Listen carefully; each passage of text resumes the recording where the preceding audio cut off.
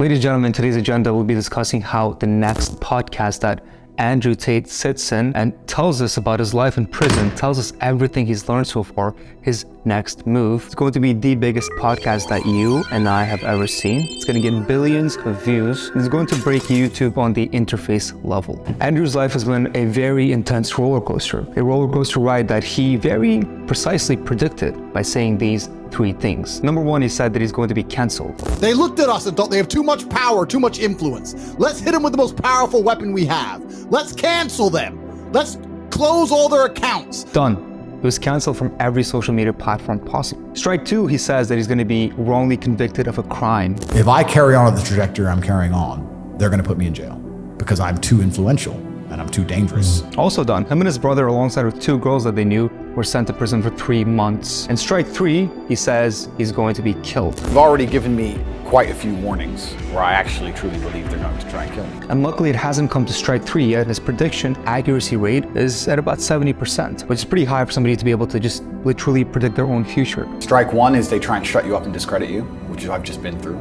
Strike two is they try and put you in jail for no reason. And strike three is they kill you. So knowing how accurate his prediction rate has been so far, I think thousands of people every single day are becoming more and more awake of the realities of this world, awake that there is a bigger agenda that's being pushed. And this awakening is causing more people to be curious about Andrew's life. And they want answers to questions like, how and why was he so accurate about his predictions? How can somebody know their own future before it even happens? Why was he canceled, wrongly accused, and then sent to prison?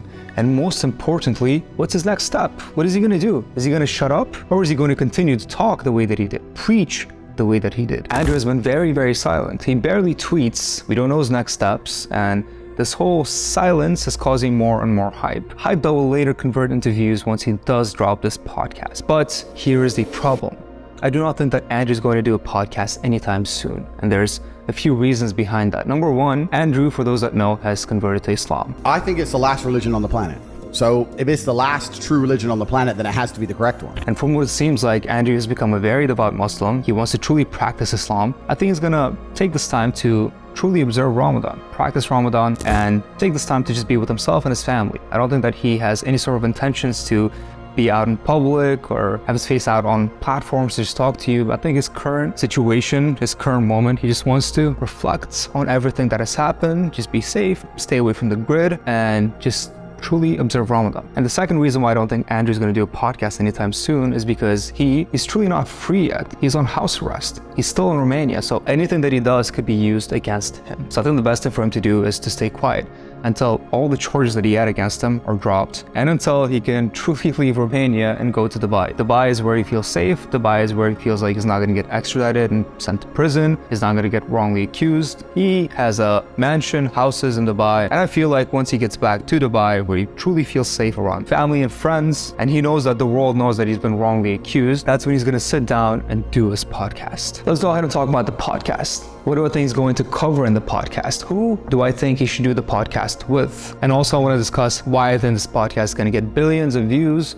and how it's going to break YouTube on the interface level. So first and foremost, I think he will discuss things strictly like what he's been discussing before. How he thinks the Matrix is coming after his life, why he thinks that there's an agenda for this world and we shouldn't really follow that agenda. He's going to preach about things that he used to preach about. You know, how men should be, you should be a strong male figure, you should be a high value man, things like that. But I think more of the podcast is going to be his life in prison. What he did in that time. Did he meet anyone? Did he reflect on himself, on how he's going to change things about himself, or is he going to continue to be the way that he is? I think he's also going to discuss how, during the time in prison, he got closer to Islam. And I'm saying that because he sent out a lot of religious tweets while in prison of how he feels closer to God. And most importantly, and I think he's going to be very, very careful about this next topic, he will discuss what his plan for this whole Andrew Tate image is going to be in the future. But he's going to do it in such a careful way that the people that he's afraid of, they shouldn't really know his next move. I think the podcast is going to reach billions of views because, first of all, the podcast itself, it's going to get very close to 100 million views just because of the hype, just because of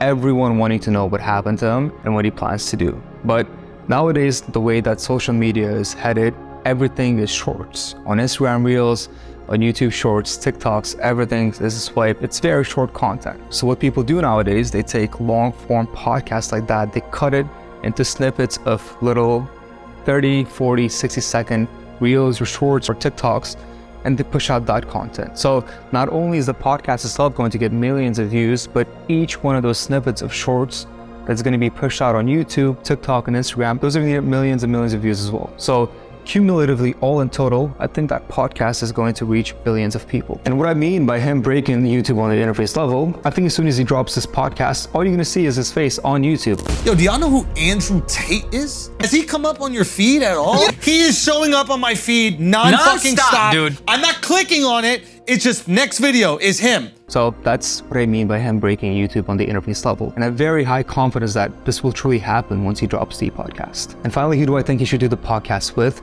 I think the perfect candidate for this podcast, just because it's a serious subject, it's him out of prison, should be Joe Rogan. I think that's because Joe Rogan has a massive audience, and so does Andrew Tate. And I think those two audiences combined, the podcast itself is going to do great numbers. And so far, Andrew's done a lot of different podcasts with different people, and a lot of them have been, influencers that don't really ask the right questions. Joe, I feel like, is a professional in this podcast field, so I think he will truly ask the right questions. He'll go in depth about what he needs to ask Andrew Tate to get the right questions out of him. I think it's going to do some crazy numbers on the views as well. I'm going to kindly ask you to hit that like button, hit the subscribe button, join the family, and I cherish every one of you that joins the family and subscribes. And as always, thank you for watching. I'll see you guys in the next video. Peace.